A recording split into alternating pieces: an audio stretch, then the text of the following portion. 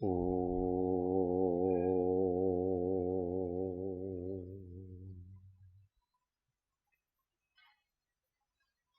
अनंत अनंत भाव भेद थी भरेली भली अनंत अनंत नाय निक्षेपे व्याख्यानी छे सकल जगत हित कारिणी हारिणी मोह तारिणी भवाब्धि मोक्ष चारिणी प्रमाणी छे उपमाप्यानी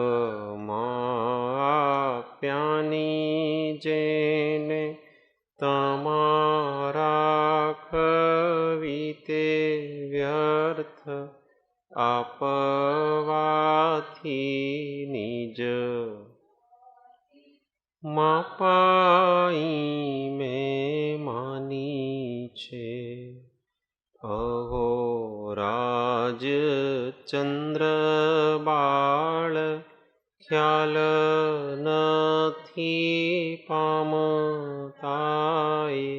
जिनेश्वर तणी जाणी तेणे जाणी छे गुरुराज तणी वाणी जाणी तेणे जाणी अणमियुण सव सिद्धे जाणुत्तम खविद दीह संसारे दस दस दो दो यजिणे दस दो अणुपेहणम वोच्छे ओ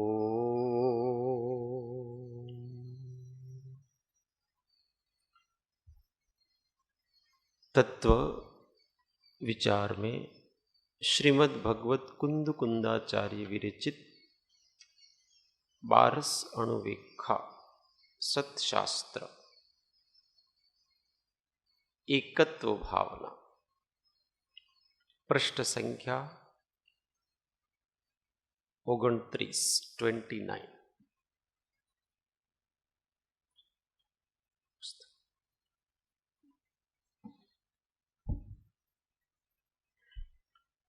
एकत्व भावना बहुत महत्व की है। सारी भावनाओं का चिंतन करके एकत्व भावना में स्थिर होने का है। 12 भावनाएं, उसमें पहले सबका चिंतन करना और स्थिर किस में होना? एकत्व में स्थिर होना। ये सब भावनाओं का फल है एकत्व भावना। अनित्यता का विचार करो, अशरणता का विचार करो, संसार का विचार करो, अशुचि का विचार करो, आश्रव का विचार करो, संवर का विचार करो, निर्जरा का विचार करो, लोक के स्वरूप का विचार करो, धर्म की और बोध की दुर्लभता का विचार करो। और ये सब विचार करके क्या करना है? अहम एको खलु शुद्धो, उस एकत्व के भाव में अपने स्वस्वभाव में स्थिर रहना है। तो इसका विचार करते हैं। गाथा 14 आधी आधी पंक्ति बोलना। एको करे दिकम्मम, एको करे दिकम्मम, एको हिंडदीयदीह संसारे, एको हिंडदीयदीह संसारे, एको जायदि मरदी, एको जायदि मरदी, यतस्य फलं भुंजते एको एको यतस्य फलं भुञ्जते एको करेदि कम्मम् एको करेदि कम्मम् एको हिंडदि यदीह संसारे एको हिंडदि यसीह संसारे एको जायदि मरदि एको जायदि मर्दि यतस्य फलं भुञ्जते एको तस्य फलं भुञ्जते एको सब साथ में एको करेदि कम्मम् एको हिंडदि यदीह संसारे एको जायदि मर्दि यतस्य फलं भुञ्जते एको। फिर से एको करेदि कम्मम् एको हिंडदि यदीह संसारे एको जायदि मर्दि यतस्य फलं भुञ्जते एको। आत्मा हिंदी पद्यानुवाद। आत्मा यही विविध कर्म करे अकेला संसार में भटकता चिर से अकेला है एक ही जन्मता मरता अकेला है भोगता कर्म का फल भी अकेला। सब साथ में आत्मा यही विविध कर्म करे अकेला संसार में भटकता चिर से अकेला है एक ही जन्मता मरता अकेला है भोगता कर्म का फल भी अकेला। गुजराती पद्यानुवाद। जीव एकलो करे कर्म भ्रमण करे अनंत भव एकलो वड़ी एकलो में मरे फल भोगवे पण एकलो। फरी से जीव एकलो करे कर्म भ्रमण करे अनंत भव एकलो वड़ी एकलो जन्मे मरे फल भोगवे पण एकलो। अर्थ यह आत्मा अकेला ही शुभाशुभ कर्म बांधता है। एको करेदि कम्मम। यह आत्मा अकेला ही शुभाशुभ कर्म बांधता है, अकेला ही अनादि संसार में भ्रमण करता है। एको हिंडदी य दीह संसारे। अकेला ही अनादि संसार में परिभ्रमण करता है, अकेला ही उत्पन्न होता है, अकेला ही मरता है। एको जायदी मर्दी या और अकेला ही अपने कर्मों का फल भोगता है। तस्य फलम भुंजदे एको। इसका कोई दूसरा साथी नहीं है। गुजराती। आ आत्मा એકલો જ કર્મ બાંધે છે, એકલો જ દીર્ઘ સંસારમાં ભ્રમણ કરે છે, એકલો જ જન્મે છે, એકલો જ મરે છે અને એકલો જ પોતાના કર્મનું ફળ ભોગવે છે। ये एक सिद्धांत है। पहले सिद्धांत को बराबर अपने अंदर ज्ञान में बिठा लेना चाहिए। सिद्धांत ज्ञान अपने दिमाग में बैठ जाता है, बुद्धि में बैठ जाता है, तो फिर जीवन में आचरण चालू हो जाता है। अभी जब समझ में आया कि मैं अकेला ही हूं, यह आत्मा अकेला ही शुभाशुभ कर्म बांधता है, तो हमारे कर्मों के लिए हम दूसरे को जिम्मेदार नहीं ठहरा सकते।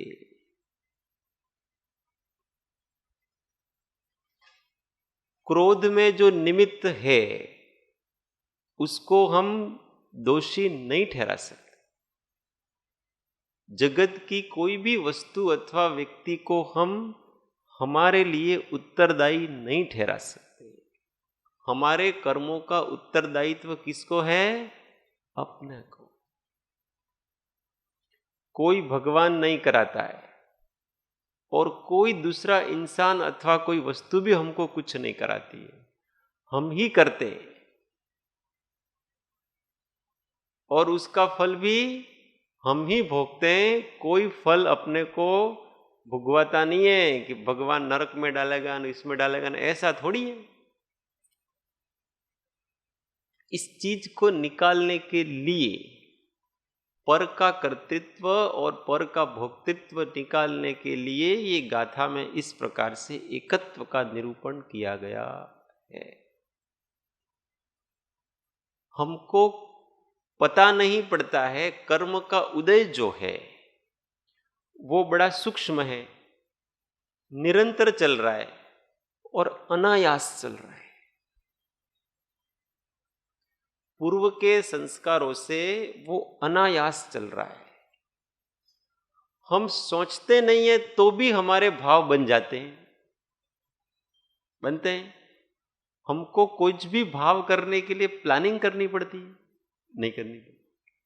फिर हम सोचते हैं यार आ तो मैं क्यारे ध्यारू જ નહોતું, એવું બની ગયું છે। આ તો મને છે ને ભગવાને જ સુધાર્યું છે। ऐसा कहते हैं कि नहीं?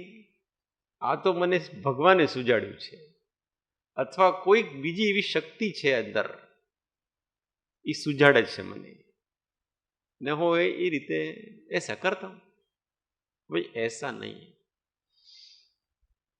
जो भी अंदर से आ रहा है वो हम ही हैं।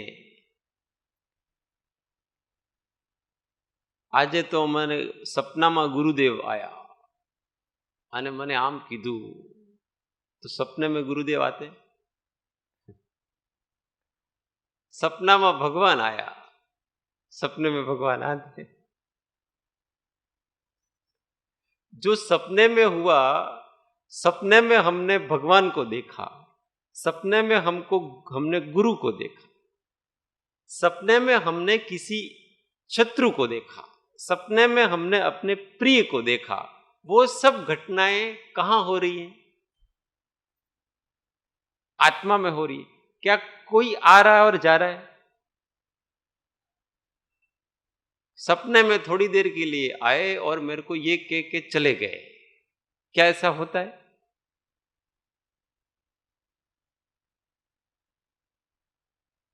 जो भी सपने में जो भाव उठ रहे हैं वो कहां से उठ रहे हैं? अपने से उठ रहे हैं। सपना अपनी ही कल्पना है और किसी की कल्पना नहीं है। समझ में आ रहा है? पूर्व में जो भी हमारा संस्कार है, स्मृतियां हैं, वो जब रात्रि में निद्रा में उनको अवकाश मिलता है। कर्मों को उदय होने के लिए, भावों को उदय होने के लिए एक अवकाश की जरूरत है। क्योंकि पूर्व की जो संचित स्मृतियां हैं ना, वो जब तक आपका दिमाग चलता है ना, किसी काम में लगा हुआ है, किसी विचार में लगा हुआ है, तब तक संचित जो धारणात्मक स्मृतियां हैं वो स्मृतियों को अवकाश नहीं है अभी। अब जैसे ही आप अपनी तरफ से सोचना बंद करोगे तब वो पूर्व की स्मृतियां जो संस्कार रूप में बैठी है तो वहां स्वप्न आदि के रूप में निद्रा में आती है। अब वो हमारी ही भीतर के संस्कार हैं और किसी का संस्कार नहीं है। हाँ, कई प्रश्न?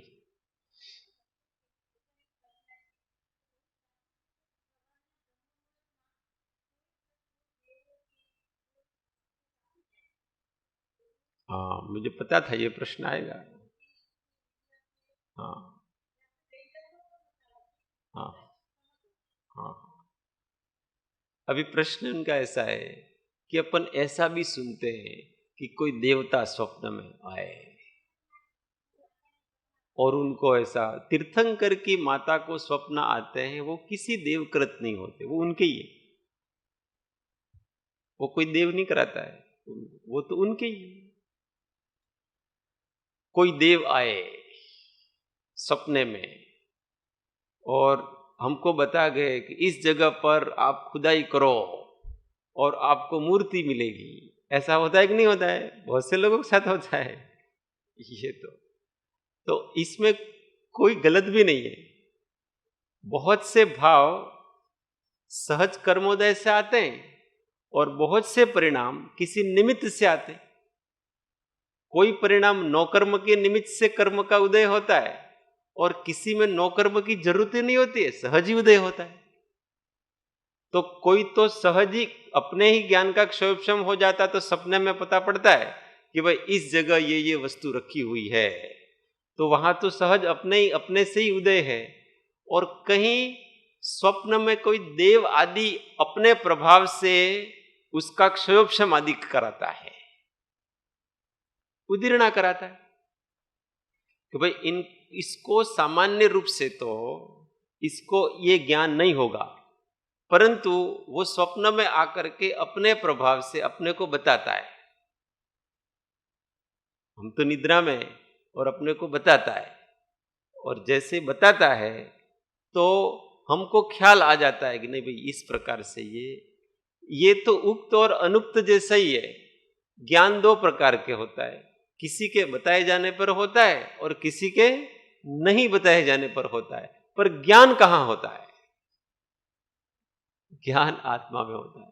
मैं ये कहूं कोई यहां पर दर्शन करने के लिए आए और कहें कि भाई यहां पर राजचंद्र जी का जो मंदिर है उधर, ऐसे बताए जाने पर उस मंदिर का उसको ख्याल आए, हाँ यार पहले मैंने भी देखा था आपके वहां है।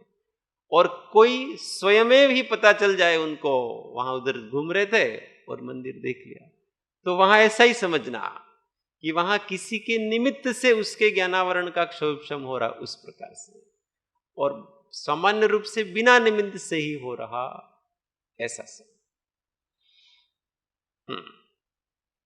परंतु कोई दूसरा आता वहां पर नहीं है, अपने ज्ञान में हमेशा हम होते। इस बात को बराबर अच्छी तरह से समझ लेना चाहिए। हाँ, बार बार जो भी हमारे अंदर वासनाएं सुषुप्त हो गई है, स्मृतियां सुषुप्त हो गई, दृढ़ हो गई है, वो क्या है कि भाई जब उनको अवकाश मिलता है तो आती है। दिन भर तो हम इतने व्यस्त रहते हैं कि हमको कुछ बहुत सोचते रहते हैं, तो उनको अवकाश ही नहीं मिलता है। रात्रि में अवकाश मिलता है तो निद्रा में वो आते हैं। जो अपनों को रुचिकर होता है, जो गहरे भय के संस्कार, गहरे आहार के संस्कार, गहरे मैथुन के संस्कार, गहरे परिग्रह के संस्कार, ये जो पड़े हुए हैं वो फिर स्वप्न आदि में अवकाश मिलता है तो आते। ऐसा समझना चाहिए हमको यार। इसलिए उसका कर्ता कौन? तो दूसरा नहीं, हमारे गुरु ने नहीं किया, हमारी योग्यता के कारण से वो तो केवल नौकर्म बना है बस। जो हुआ है वो यहां पर हुआ है। इसलिए अपने कर्मों की जिम्मेदारी किसकी है? अपनी है। हम ही बांधते हैं शुभाशुभ कर्म। अकेला ही अनादि संसार में भ्रमण करता है। कोई किसी के साथ नहीं। ये भ्रमण कहां कर रहा है? स्वयं कर्म बांधता है और उसके योग्य स्थानों पर ये स्वयं जाता है, उसके योग्य पर्यायों में ये स्वयं जाता है। कोई किसी को ले नहीं जाता। कोई ऊपर व्यक्ति मैनेजमेंट करने वाला नहीं है। प्राकृतिक रूप से सब मैनेज हो रहा है, नैसर्गिक व्यवस्था के अनुसार से सब मैनेज हो रहा है। तेते भोग्य विशेषना स्थानक द्रव्य स्वभाव, गहन वाद छे शिष्य कही संक्षेपे सा। जो भी कर्म बांधा हमने, भाव किया, भाव के अनुसार वो संस्कार अंदर पड़ जाती। अब उस संस्कार के अनुसार उसके योग्य भोगने के योग्य साधन सामग्री, वो जब उस संस्कार का उदय आता है तो साधन सामग्री की जरूरत होगी। अब जहां पर साधन सामग्री होगी जिसके कारण से वो संस्कार है वो पुष्ट हो सकेगा, उस संस्कार का पोषण हो सकेगा, उस संस्कार का फल मिलेगा, ऐसी साधन सामग्री जहां होगी वहां ये आत्मा स्वयं उस जगह को खोजता है, उस सामग्री को खोजता है, और खोजता खोजता ये वहां पहुंच जाता है स्वयं ही, अथवा वो सामग्री ही उसके पास आ जाती है। किसी को अब क्रोध रूप परिणति हो रही है योग्यता, तो क्रोध के कारण को ढूंढेगा। किससे हमको क्रोध आ सकता है, इसके कारण को ढूंढेगा। वो आत्मा स्वयं ढूंढ रहा है, अपना पुरुषार्थ कर रहा है उसमें, और अपने आप वो ऐसे निमित्तों में पहुंच जाता है। क्यों? क्योंकि उसकी अंदर की योग्यता उपादान है, वो उस कषाय रूप तैयार हो चुका है। तो वो जीव है, वो अपने आप वहां पहुंच जाता है। बहुत अधिक हिंसा के परिणामों का अपने उदय आने वाला है, बहुत अधिक पाप के परिणामों का उदय आने वाला है। तो अब उस व्यक्ति को उसके योग्य सामग्रियां चाहिए ना, लड़ने झगड़ने की वगैरह, वो कहां मिलेगी?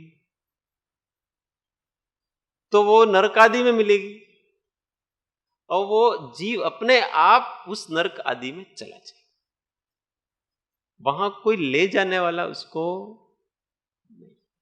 ये एक बहुत सिस्टमेटिक वस्तु व्यवस्था है। हम जैसे हैं वैसे, जैसी तात्कालिक योग्यता है उसी जगह पर हम होंगे, उसी का हमको होगा। आज राजा श्रेणिक तीर्थंकर होने वाले, वो सम्यक दृष्टि थे, नरक क्यों गए? तो केवल आयुष्य कर्म बांध लिया था, इसी के कारण से वो नरक नहीं गए। आयुष्य कर्म तो एक निमित्त है, परंतु उनके नरक गति के योग्य परिणामों के संस्कार आत्मा में पड़े हुए थे। और उस संस्कारों को कहां भोगेगा व्यक्ति? क्योंकि उन्होंने ऐसे अशुभ कर्म करके नरक गति के योग्य बांध लिया था संस्कार, और वो अंदर पड़े हुए हैं। हिंसा के संस्कार, लड़ाई झगड़े के संस्कार, क्लेश के संस्कार, ये अंदर पड़े हुए, और उनकी अब किसी प्रकार से निर्जरा हो वो भी संभव नहीं है, बहुत निकाचित पड़ गए उसके। अब वो क्या करेंगे, कहां जाएंगे? तो उनके योग्य जहां पर भी भोगने के योग्य स्थान होंगे वहां पर वो जीव ऑटोमेटिक चला जाएगा। किसी के अच्छे देवगति के विषय भोगों के अब कर्म बांधे थे, और अच्छी इष्ट सामग्री के योग्य संस्कार बांधे थे, अब वो उदय में आएंगे तो वो कहां जाएगा? ऑटोमेटिक चला। साता का तीव्र उदय अब आने वाला है उसका, उसके योग्य आत्मा हो गया है, तो वो कहां जाएगा? वहां जाएगा। कोई व्यक्ति 2 महीने से बीमार है, तीव्र असाता का उदय, अब उसके जितने असाता के निषेक थे वो सारे सारे उदीर्ण होकर के आ गए। अब उनके पास असाता का स्टॉक रहा नहीं, अब उसका साता का उदय आने वाला है, तो क्या होगा उसके? या तो वो पूर्ण स्वस्थ हो जाएगा, या शरीर छोड़ देगा, देवलोक में जाएगा, क्योंकि उसके योग्य साता तो वहीं होगी, तो वहां चला जाएगा ऑटोमेटिक। वहां कोई ले जाने वाला नहीं है। लोगों को भ्रमाते हैं, पहला बे यमदूत आते काले काले गदा लेकर, और जीव को पकड़ के ले जाएंगे।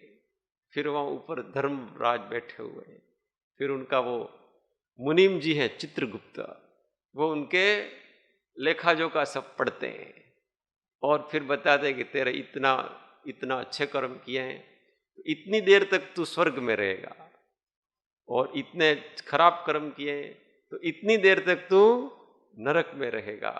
ये सब काल्पनिक बात। एक बार में एक ही गति होती है, या तो आप स्वर्ग में जाओगे अथवा नरक में जाओगे। जब आप स्वर्ग में जाओगे उस समय अन्य गतियों के योग्य जो संस्कार हैं वो उदय में नहीं आएंगे, वो सत्ता में पड़े रहेंगे। कोई जीव यहां तो सब प्रकार के चारों गतियों के योग्य कर्म बांधते हैं अपन, और वो सत्ता में पड़े हैं सारे। अब जिस गति का आयुष्य बांधा है आपने, वहां पर ये जीव जाएगा। अब हमने आयुष्य कर्म बांध लिया देवगति का, तो वहां पर हम जाएंगे, और देवगति के योग्य जितने कर्म हमारे संचित किए तो वो सब वहां उदय में आएंगे। अब वो पूरा भोग लेगा, इसके बाद हमारे स्टॉक तो सारे कर्म और भी पड़े हैं तीनों गतियों के, तो अब जिस गति का आयुष्य बांधेगा उसकी योग्यता के अनुसार वहां जाएगा। तो अगर वो तिर्यंच में गया वहां से, तो अभी देव था, तुरंत तिर्यंच हो जाएगा। वहां तो भूख नहीं लगती थी, कुछ नहीं होता था सारा, और यहां सांप बनकर तुरंत मेढक खाएगा। वहां तो देवांगना के साथ अच्छे अच्छे भोग भोगता था, यहां पर वो बिल में पड़ा हुआ है तुरंत ही। क्यों? तुरंत ही वो बदल गए कर्म का उदय। अब तिर्यंच के योग्य कर्म का उदय आ गया, सब बदल गए। यहां तो कोई जानवर था, कुत्ता था, बिल्ली थी, चूहा था, मेढक था, हिंसा कर रहा था ये। अब देवगति का योग्य कर्म ने तुरंत वहां जाकर के देव बन गए। कीड़े मकोड़े खाने वाला मेढक अंतर्मुहूर्त में देव बन जाता है, और देव बन करके भगवान के समूह शरण में आता ही। इतना परिवर्तन कैसे हुआ? उदय बदला, एकदम से परिवर्तन होता है। ये सब कर्मों का प्रताप है। यहां तो कुछ पता ही आता ही नहीं अपने को, बोलने भी नहीं आता है, चलने भी नहीं आता है, गाने भी नहीं आता है, कुछ नहीं आता है, कोई कला नहीं आती है। और जैसे ही देवगति में गए सारी कला आएगी ऑटोमेटिक, अवधि ज्ञान भी हो गया ऑटोमेटिक, कर्म के प्रताप से उदय ऐसा बदल गया सारी चीजें। तो ये कर्म है, वो हमको घुमाते हैं, कोई दूसरा घुमाता नहीं है, हम ही घूमते हैं इन कर्मों के उदय को पाकर के अकेले। और ऐसा नहीं है कि कोई साथ आता होगा। यहां से मृत्यु होगी, शरीर छूटेगा, तो दो जीव एक साथ तो होंगे नहीं, और दो जीव साथ साथ हो सकते हैं परंतु उन दोनों का कोई संबंध नहीं। एक साथ भले मरे पर दोनों अलग अलग जाएंगे। विग्रह गति में भी जीव एकदम अकेला है, वहां कोई संगी साथी उसका नहीं। पर कुछ लोगों का ऐसा निमित्त नैमित्तिक संबंध होता है, एक ही साथ मरेंगे, एक ही साथ किसी के गर्भ में जाएंगे, एक ही साथ बड़े होंगे, एक ही साथ मरेंगे, ऐसा भी होता है। सब जीवों का एक साथ निगोदिया तो किससे होते, एक साथ जीते हैं, एक साथ मरते हैं, एक साथ श्वास लेते हैं, सब एक साथ करते हैं। उनके इस प्रकार का निमित्त नैमित्तिक संबंध है बस। बाकी अपना सुख दुख स्वयं वो स्वतंत्र रूप से भोगते हैं। सबकी परिणति अलग अलग है। दोनों एक साथ मां की पेट में आए पर दोनों अलग पल रहे हैं, और दोनों के सुख दुख भी अलग है, दोनों की वेदना भी अलग प्रकार की है, सब अलग प्रकार का सारा। बस वो तो केवल एक साथ रह रहे हैं। यहां आश्रम में अपन सब एक साथ रह रहे हैं, पर सबकी परिणतियां अलग अलग है कि नहीं। कोई समय सुखी है और कोई उसी समय दुखी है, किसी को गुस्सा आ रहा है, कोई शांत बैठा हुआ है। सबकी परिणतियां अलग अलग प्रकार से होती है, इसलिए संसार में सब स्वतंत्र है। कल ही तो बात हुई थी। एक साथ रहे राम लक्ष्मण, कितने समय तक रहे थे? 12,000 साल तक। और राम जी तो निरंतर शुभ कर्म का बांध रहे थे और कर्मों की संवर निर्जरा कर रहे थे, और उसी समय लक्ष्मण जी निरंतर दुर्गति के कर्म बांध रहे थे। एक ही साथ है, काम भी एक ही कर रहे हैं, दोनों लड़ाई कर रहे हैं। एक संवर निर्जरा कर रहा है और अच्छे कर्म बांध रहा है, दूसरा उसी लड़ाई में उसे वहीं पर पाप कर्म बांध रहा है।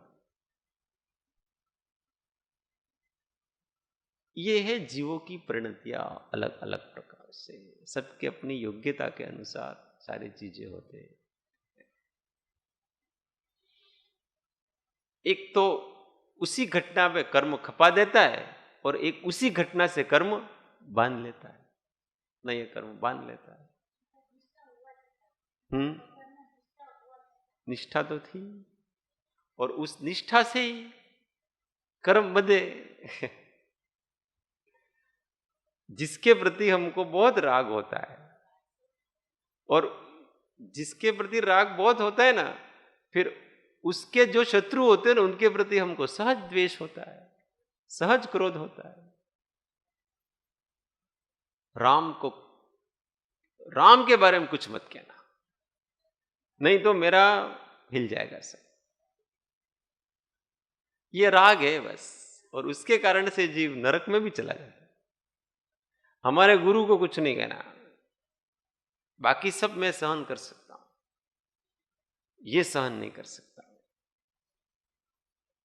तो उन्हीं के निमित्त से तुम क्रोध करके दुर्गति में जाओ, क्या करें? और जिनके ऊपर वो हो रहा है, वो तो मस्ती से शांति में। कोई राम की निंदा कर रहा है तो राम तो मस्त समता भाव में, राम को कुछ नहीं पड़ी है, और राम के आसपास वालों को वो लड़ने झगड़ने को तैयार हो जाते। वो कर्म अनुराग से, अनुराग। इसलिए ये राग बहुत है ना, खतरनाक चीज, सबकी जड़ है ये। क्रोध, मान, माया, लोभ, द्वेष, इन सब की जड़ क्या है? राग। अपने शरीर से, अपने परिजनों से हमको राग होता है, उनके निमित्त से हम, कोई अपनी माँ की, कोई अपने पिता की, कोई अपने बहन की, कोई अपने गुरु की, कोई अपने मित्र की बारे में कोई गलत नहीं सुन सकता।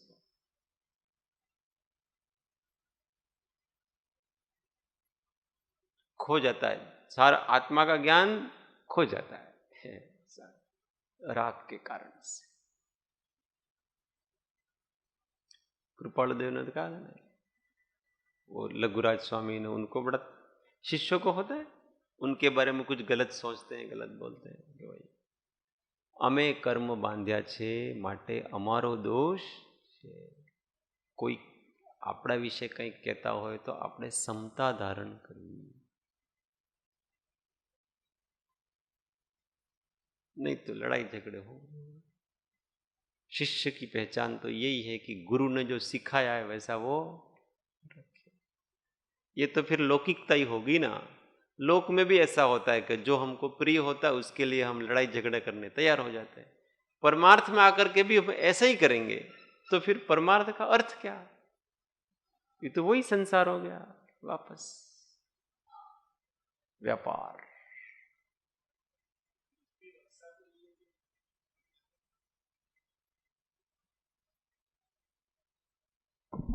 तीर्थ की रक्षा के लिए जो कसाई करते हैं तो वो किस में गिने जाएंगे? और तीर्थ की रक्षा के लिए कभी कषाय नहीं होती है। तीर्थ की रक्षा के लिए उसकी उत्तम भावना होती है। मतलब लड़ाई करनी पड़े किसी के साथ, तीर्थ की रक्षा या अपने, वो विरोधी हिंसा है। उस विरोधी हिंसा में कोई बहुत बड़ा दोष नहीं, श्रावक कर सकता है, मुनि को योग्य नहीं है। तो अपने मंदिरों पर कहीं आक्रमण हो रहे हैं वगैरह, तो ये बचाने का कर्तव्य है उसका, और उसके लिए उसको लड़ना पड़े तो उसको लड़ना चाहिए। अपने आयतनों की रक्षा के लिए, धर्म और संस्कृति की रक्षा के लिए अगर उसको हथियार उठाने पड़े तो श्रावक का कर्तव्य है कि वो उठाए। परंतु उसमें जो उसके परिणाम होंगे उसका थोड़ा बहुत तो दोष उसको लगेगा, और अगर व्यक्तिगत द्वेष आदि बन गए तो फिर व्यक्तिगत भी हो जाता है। पर मुख्य रूप से केवल निस्वार्थ भावना रहे कि हम अपने धर्म को बचाने के लिए कर रहे हैं, बस। बाकी हमारा तुमसे कोई व्यक्तिगत द्वेष नहीं। गांधी जी की तरह तो कोई कर्म बनता, मतलब कम बनते हैं क्वालिटी। इसलिए न्याय की रक्षा वगैरह के लिए श्रावक के योग्य कर्तव्य है, मुनि तो वो भी नहीं करेंगे।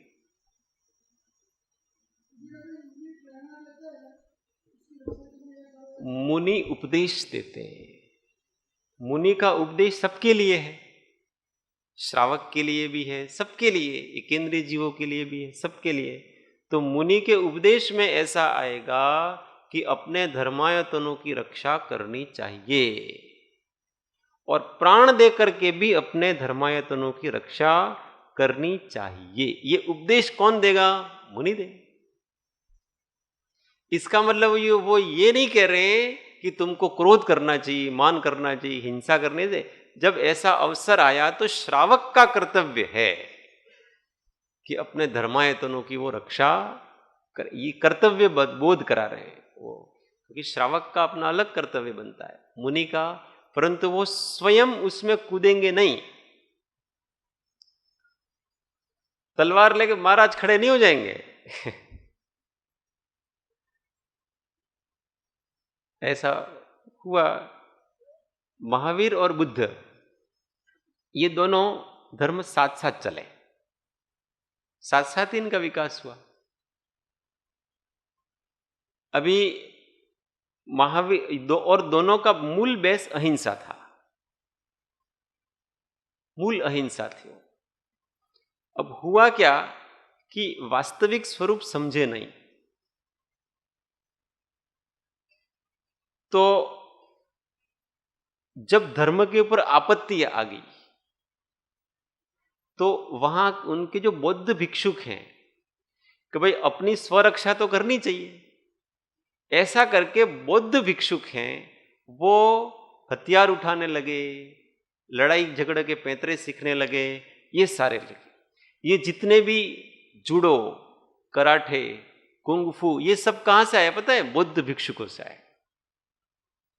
ये सब जापान में, जर्मनी में, तिब्बत में यहीं चलते हैं, चीन में, चाइना, ये सब जगह ये बौद्धों से आए। क्यों आए हैं? क्योंकि साधु के पास कोई रहता तो था नहीं, और जंगल में कोई शेर आ गया, जंगल में कोई लुटेरे आ गए, अथवा कहीं जा रहे तो कुछ, साधु के पास कुछ नहीं है, तो अपने हाथों को ही हथियार बनाओ, अपने शरीर को ही हथियार बनाओ। तो ऐसी चीजें उन्होंने सीखी, ये सारी, ये सब कलाएं, युद्ध कलाएं वहां से आई। और महावीर ने कहा कि तुम साधु हो, तुम्हारे ऊपर कोई भी उपसर्ग परिशाय, तुम केवल और केवल शांत बने रहो, तुमको कोई प्रतिक्रिया करने की जरूरत नहीं। इसलिए साधु के कर्तव्य में आता, हाँ कोई आपके श्रावक है, उपासक है, बौद्धों के वहां उसको उपासक कहते हैं, जैन में उसको श्रावक कहते हैं, तो वो आपके साथ है, वो आपकी रक्षा करेगा, आपको कुछ नहीं करना है, आपको समता में रहना है। और अगर मृत्यु भी आ जाए तो आपको मृत्यु को गले लगाना है, क्या दिक्कत है इसमें? अब साधुपना फिर नष्ट हो गया, फिर हुआ क्या कि हथियार भी आने लगे। फिर अब आपको फिर मजबूत रहना है तो खाना पीना भी मजबूत करना पड़ेगा, खाना पीना मजबूत करना पड़ेगा तो ऐसी पौष्टिक चीजें, मांसाहार वगैरह, वो भी प्रचलन हो गया, सारी चीजें। और इस प्रकार से धर्म का बट्टा लग गया सारा। ऐसा होता है, एक छेद होता है तो फिर धीमे धीमे वो बड़ा। अभी भी कोई कोई ऐसे आते हैं कि मुझे किसी ने वीडियो बताया, कोई महाराज थे तलवार लेकर से खड़े। महाराज का काम नहीं है तलवार लेके खड़ा होना वो महाराज का काम नहीं है। वो ऐसा उपदेश जरूर दें कि अपने धर्म की रक्षा करने के लिए हमको संगठित रहना चाहिए, हमको ये करना चाहिए, ऊपर ये श्रावकों के लिए। विरोधी हिंसा वो कर सकते हैं, विरोधी हिंसा साधु नहीं कर सकते। उनको केवल समता में रहना है, समस्त प्रकार की हिंसा का त्याग है उनके। तो लोग अच्छा भी समझते हैं, देखो महाराज कितना देश प्रेम है। अरे काय का देश प्रेम है? साधु बनने से भ्रष्ट हो चुके हो। तो लोगों को अच्छा लगता है इसलिए वो करते हैं, ठीक है। इसका नाम देश प्रेम नहीं है, मूर्खता है। अपनी संस्कृति में जो साधु पद है उस साधु पद को भ्रष्ट कर रहे हैं। काय का देश प्रेम? देश की जो मर्यादाएं हैं, संस्कृति हैं, सभ्यताएं हैं, उसकी रक्षा करना, इसका नाम देश प्रेम है। यहां तो खुद अपने जो उच्चतम अपना यहां का श्रेष्ठ पद है साधु पद, उसी को भ्रष्ट कर रहे हैं अपने आचरण से और कहते हैं कि हम देश प्रेम है। कहीं का देश प्रेम है? देश का समझा ही नहीं वो व्यक्ति। देश प्रेम होता क्या है वो ही समझा। किसी को मारना मरना इसी का नाम देश प्रेम होता नहीं है। अपनी संस्कृति को बचाना, इसका नाम देश प्रेम। अपने मान बिंदुओं को बचाना, उसका नाम देश प्रेम। ये चीज पृथ्वीराज चौहान को पूछा कि बार बार इतना तुम्हारे ऊपर आक्रमण हुआ और जब भी क्षमा मांगी तुमने क्षमा क्यों दे दी? तो उन्होंने कहा कि ये मेरा अपना निज धर्म है।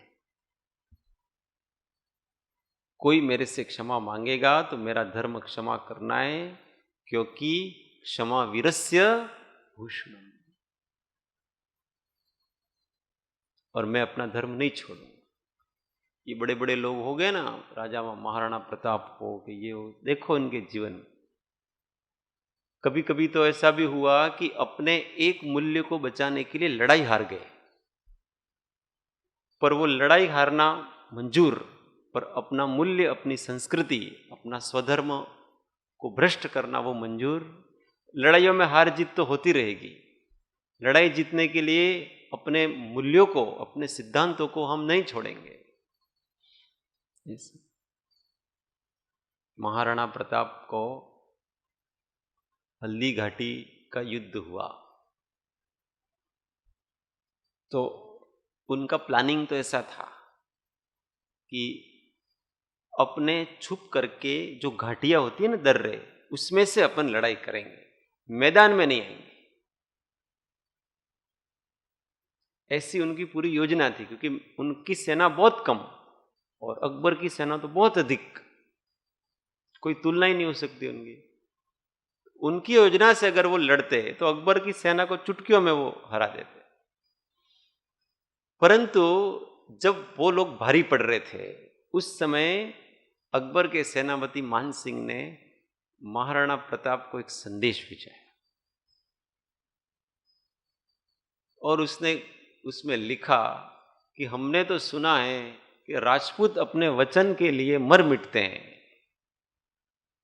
अपने सिद्धांतों के लिए मर मिटते हैं, और आपने हमको वचन दिया था कि जब वो संधि प्रस्ताव के लिए गए थे तो आपने ये प्रतिज्ञा की थी कि अब तो जो भी होगा वो हल्दी घाटी के मैदानों में देखा जाएगा।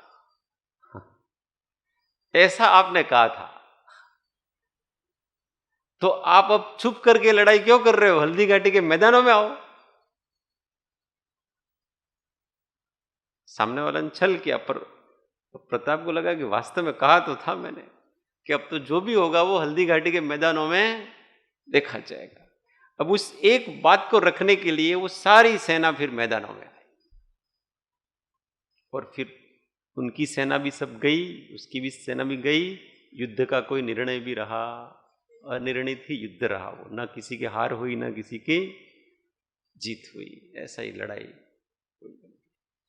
तो केवल उनको पता था कि हम मैदान में जाएंगे और ये सब होगा, पर एक युद्ध जीतने के लिए हम अपने वचन को नहीं तोड़ सकते। वचन मुख्य है, वो आत्मा है। ये क्या लड़ाई नहीं है, तो हार जीत होती रहती है। एक लड़ाई जीतने के लिए झूठ बोलेंगे क्या? आत्मा को बेच देंगे क्या? आत्मा को नहीं बेचते। महापुरुष इस प्रकार से होते हैं। तो ये न्याय के लिए हम लड़ सकते हैं, इसमें कोई दिक्कत नहीं है। पर हम किस पद में हैं, श्रावक पद में हैं कि मुनि पद में हैं, वो देखना चाहिए। अगर हम श्रावक पद में हैं और न्याय की रक्षा नहीं करते हैं तो हम दोषी होंगे, और मुनि पद में हैं और हम लड़ाई झगड़ा करने लगे युद्ध आदि तो हम दोष में हैं। दोनों अपनी भूमिका के अनुसार।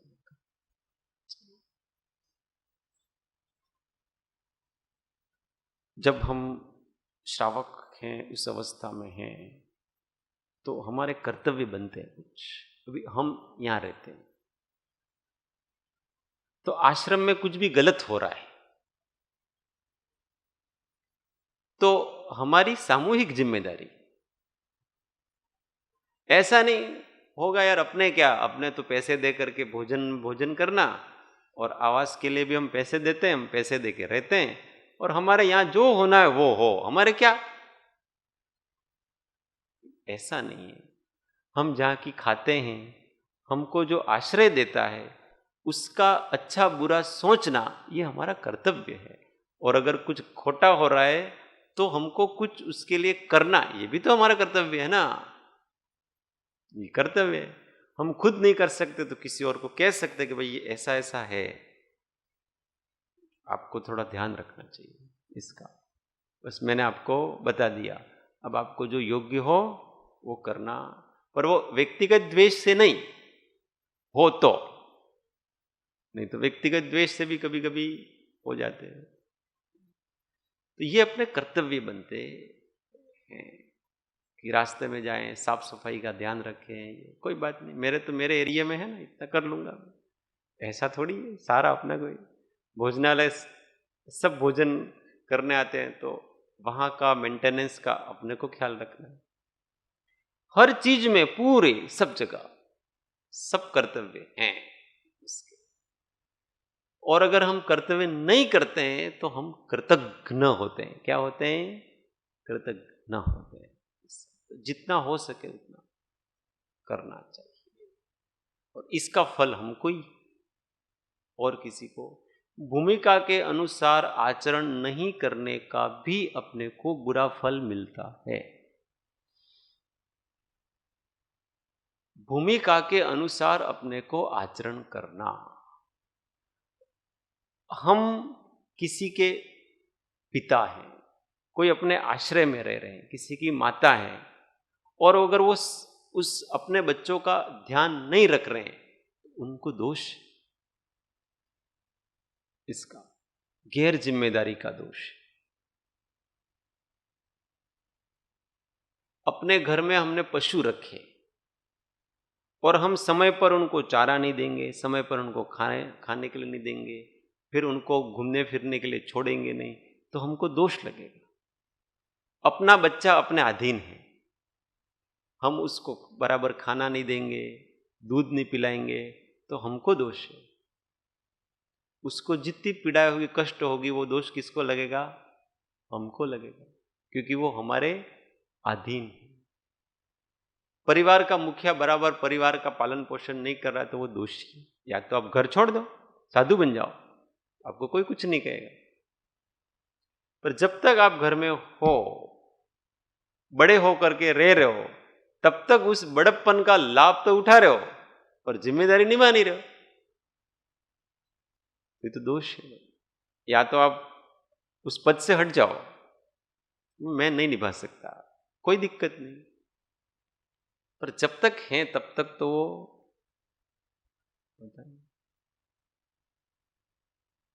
नैतिक जिम्मेदारी कहते हैं इसको। कौन सी कहते हैं? नैतिक जिम्मेदारी कहते हैं। ये सारे कर्तव्य अपने को भूमिका अनुसार सब निभाने चाहिए। अकेला ही उत्पन्न होता है, अकेला ही मरता है, अकेला ही अपने कर्मों का फल भोगता है, इसका कोई दूसरा साथी नहीं है। हम अपने कर्तव्य नहीं निभाएंगे, खोटा करेंगे तो उसका फल हमको।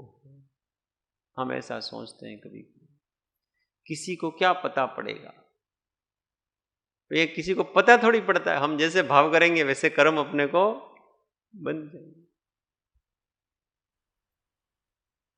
इसलिए अपने परिणामों के ऊपर हमेशा चौकसी रखें, ध्यान रखें, अपने परिणाम बिगड़ने नहीं चाहिए। गुस्सा दिलाने वाला, जब गुस्सा दिलाने कोई दिलाता है अपने को और हम उसके कारण से गुस्सा कर लेते हैं, तो गुस्सा करने का जब फल भोगने की बारी आएगी उस समय वो सामने वाला अपना साथी नहीं होगा, सहयोग नहीं करेगा, उसका फल तो हमें ही भोगना। वो वालिया लुटारे को कह दिया, उसकी मम्मी ने, सब ने, कि भाई चोरी तुम करते हो, डाका तुम डालते हो, उसका फल तुमको है, हम क्यों करें? हमको तो 2 वक्त की रोटी खानी है, तुम्हारी जिम्मेदारी है, तुम ईमानदारी से खाओ, खिलाओ हमको। हमने थोड़ी कहा कि तुम चोरी करो, इसका फल तुमको ही। और ये जीव बेईमानी करता है, किसके लिए? अपने लिए नहीं, अपने परिवार के लिए, दूसरों के लिए कर लेता है। तो फल किसको? जो बेईमानी करता है उसको। वो कोई साथ में नहीं आएंगे उसका दुख भोगने के लिए। ऐसा वस्तु का स्वरूप समझना। इसलिए अपने बच्चों के लिए, परिवार के लिए वगैरह तो बहुत महत्वाकांक्षाएं नहीं रखनी, और उनके लिए बहुत पाप करके कुछ नहीं करना। सहज अपने मेहनत करके जो है वो करना, भाई हम इतना कर सकते हैं तुम्हारे लिए, बाकी का तुम जानो। हम बहुत बड़ा बनाने के ख्वाब नहीं रखना, नहीं तो उनके लिए पाप करना पड़ेगा, उनके लिए बेईमानी करनी पड़ेगी, छल कपट करना पड़ेगा। हमारी इतनी हैसियत है भाई, इतना ही आपके लिए कर सकते, बस इससे अधिक नहीं कर सकते। ऐसा करके अपने को छूटा हो जाना।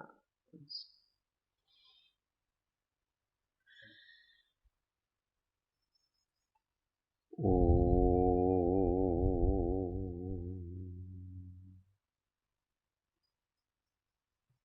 जावाणी के ज्ञान से सूझे लो कालो, सोवाणी मस्तक नमो सदा दे थूलो। ये जिनवाणी भारती तो जपो दिन रे, जो तेरा शरणा लहे सो पावे सुख चैन।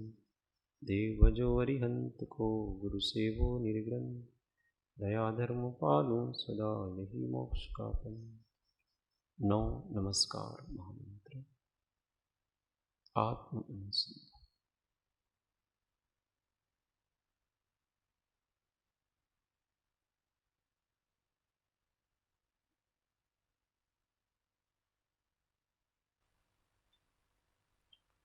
ओम शांति शांति शांति।